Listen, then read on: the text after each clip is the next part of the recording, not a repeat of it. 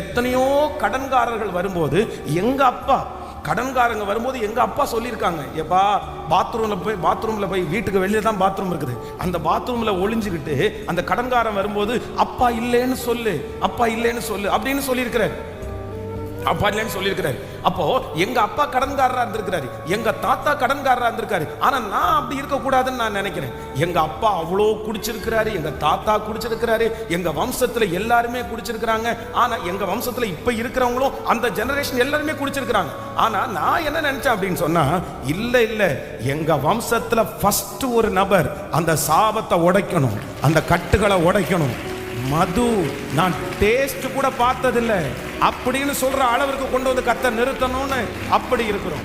அப்ப ஆண்டவருடைய பிள்ளைகளே, உங்க குடும்பத்துல அப்படியே கண்டினியூவாய் வருகிற அந்த எகிப்தியனை, வம்சமாய் வருகிற அந்த எகிப்தியனை நீங்க ஜெயிச்சுட்டு தான் இந்த உலக